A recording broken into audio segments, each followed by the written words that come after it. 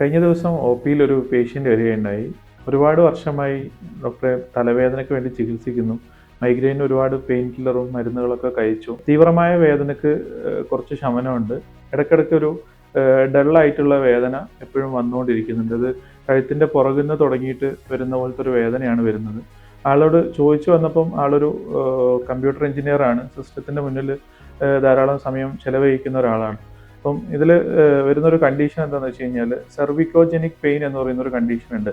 Migraine പോലെ തന്നെ നമുക്ക് ചെറിയ രീതിയിൽ ഫോട്ടോഫോബിയ പോലത്തെ കണ്ടീഷൻ ഉണ്ടാവുകയും ഹെഡ് ഏക്ക് അനുഭവപ്പെടുകയും ഒക്കെ ചെയ്യും. പക്ഷേ മൈഗ്രെയിനിലുള്ള പോലെ നോസിയ അല്ലെങ്കിൽ വോമിറ്റിംഗ് സെൻസേഷന് അല്ലെങ്കിൽ വിശന്ന് കഴിഞ്ഞാൽ തലവേദന വരിക അല്ലെങ്കിൽ ഉറക്കം കഴിഞ്ഞാൽ തലവേദന വരിക അങ്ങനത്തെ ഒരു അവസ്ഥയിലേക്ക് വരില്ല. നമ്മൾ കൂടുതൽ നേരം സിസ്റ്റത്തിൻ്റെ മുന്നിലേക്ക് സ്ട്രെയിൻ ചെയ്തിരിക്കുകയോ അല്ലെങ്കിൽ ഫോണ് തല കുനിച്ച് വെച്ച് കൂടുതൽ നേരം ഉപയോഗിക്കുകയോ ചെയ്യുന്ന സമയത്ത് കഴുത്തിന് പുറകിൽ നിന്ന് തലയുടെ പുറകിൽ നിന്ന് കണ്ണിൻ്റെ ഭാഗത്തേക്ക് വരുന്ന രീതിയിലുള്ള ഒരു തലവേദന അനുഭവപ്പെടുന്ന ഒരവസ്ഥയാണ് സെർവിക്കോജനിക് പെയിൻ.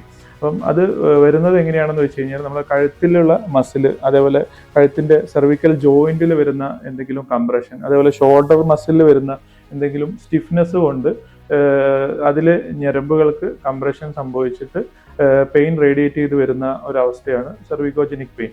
ഇത് ചില പേഷ്യൻറ്റുകളിൽ മൈഗ്രെയിനും സെർവിക്കോജനിക് പെയിനും ചേർന്നുകൊണ്ട് വരും. ചില പേഷ്യൻ്റ് മൈഗ്രെയിൻ ഉണ്ടാവില്ല, പക്ഷേ സെർവിക്കോജനിക് പെയിനും മാത്രമായിട്ടും വരും. അപ്പം ഈ ഒരു അവസ്ഥയിൽ നമ്മൾ ഇത് രണ്ടും തിരിച്ചറിയുകയും ഇതിനെ രണ്ടുമുള്ള ഒരവസ്ഥയാണെങ്കിൽ രണ്ടിനും ചേർത്ത് ചികിത്സിക്കുകയും, ഇനി സെർവിക്കോജനിക് പെയിൻ മാത്രമായുള്ള പേഷ്യൻ്റ് ആണെങ്കിൽ അതിനുള്ള എക്സ്റ്റേണൽ ആയിട്ട് കഴുത്തിന് എങ്ങനെയൊക്കെയാണോ എന്തൊക്കെയാണോ ചികിത്സകൾ വേണ്ടത് ആ രീതിയിലുള്ള ചികിത്സ കൊടുത്തു കഴിഞ്ഞ് കഴിഞ്ഞാൽ ഇത് പൂർണ്ണമായും മാറ്റാൻ പറ്റുന്നതാണ്. അല്ലെങ്കിൽ ദീർഘകാലമായി നമ്മൾ ഈ ഒരു മൈഗ്രെയിൻ ആണെന്ന് വിചാരിച്ചുകൊണ്ട് പെയിൻ കില്ലർ കഴിച്ച് തന്നെ മുന്നോട്ട് പോകേണ്ടി വരും.